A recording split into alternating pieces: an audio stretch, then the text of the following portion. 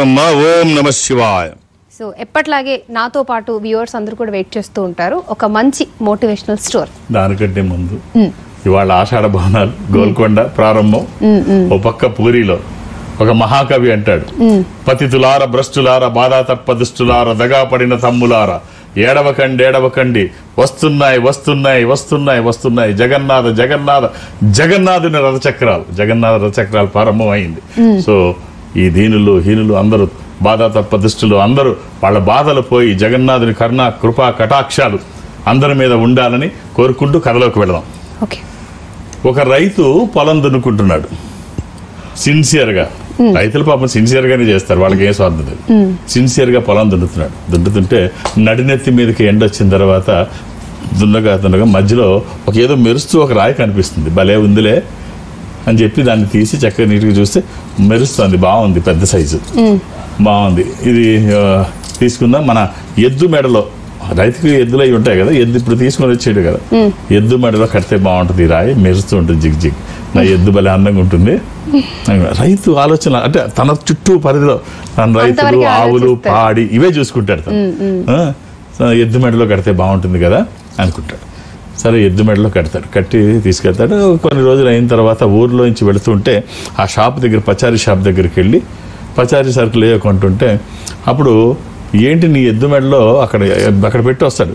ఏంటి నీ ఎద్దు మెడలో మెరుస్తోంది, అది బాగుంది రాయి ఏమిటి అంటే, ఏదో నాకు పొలంలో దొరికింది కట్టుకున్నాను బాగుంది అంటే, నాకు ఇస్తావా, నీకు 200 రూపాయలు ఇస్తాను అంటాడు.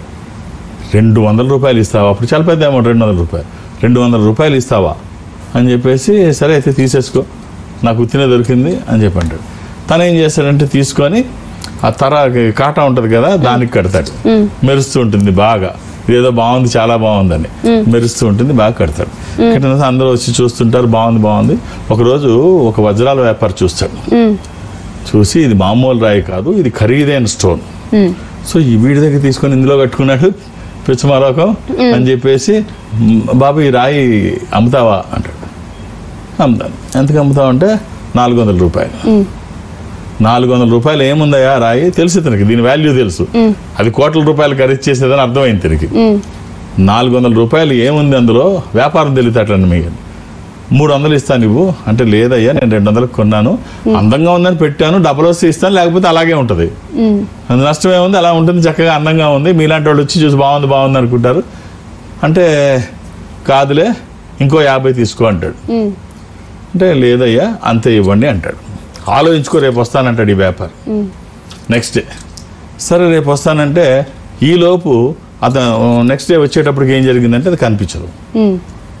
అది కనిపించకపోతే ఇదేమిటి కనిపించట్లేదు అంటే, ఎవరో ఇవాళ పొద్దున్నే వచ్చారు నీలాంటి వ్యాపారస్తుడు, ఎంత అంటే 400 అన్నాను, అనగానే 500 తీసుకొని 500 ఇచ్చాడు.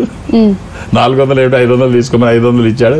అనగానే గుండెలు బాధేసుకున్నారు. పిచ్చమ్మకం కూడా అది 100కి 500కి ఇచ్చేది కాదురా, అది కోట్ల రూపాయలు చేసే విలువైన వజ్రం, పిచ్చమాలోకమా, ఆ మాత్రం బుద్ధి లేకుండా ఎలాగరా అని అడుగుతాడు.